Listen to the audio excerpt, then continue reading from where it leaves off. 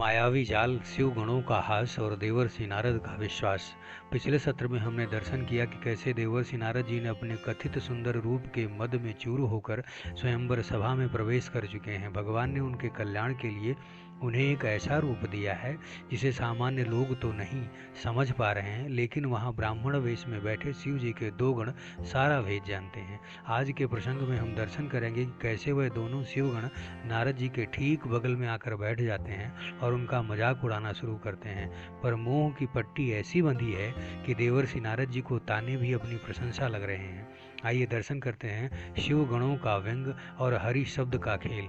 गोस्वामी श्री तुलसीदास जी लिखते हैं कि जेहि समाज बैठे मुनि जाई, हृदय रूप अहमित अधिकाई। तहाँ बैठे महेश गण दो, विप्रवेश गति लखई न को।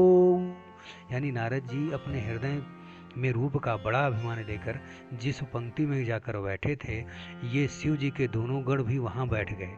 ब्राह्मण वेश में होने के कारण उनकी इस चाल को कोई जान न सका। अब देखिए कि करही कूटी नारदही सुनाई, नीक दीन हरि सुंदरताई। रिझहि राज कुंवरी छवि देखी, इनहि बरही हरि जानि बिसेखी। यानी वह दोनों नारद जी को सुना सुना कर व्यंग का वचन कहते थे क्या कि भगवान ने इनको अच्छी सुंदरता दी है, इनकी शोभा देखकर राजकुमारी रीझ ही जाएगी।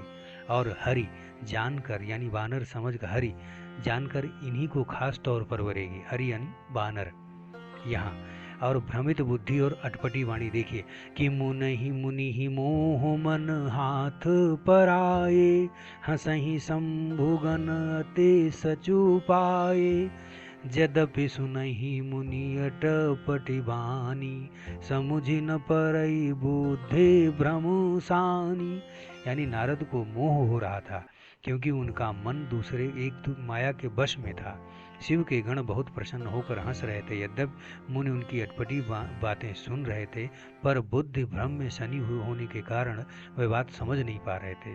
अब देखिए राजकुमारी विश्वमोहिनी हाथ में जयमाला लेकर सभा में प्रवेश करने वाली है। क्या होगा जब राजकुमारी ठीक नारद जी के सामने आकर रुकेगी?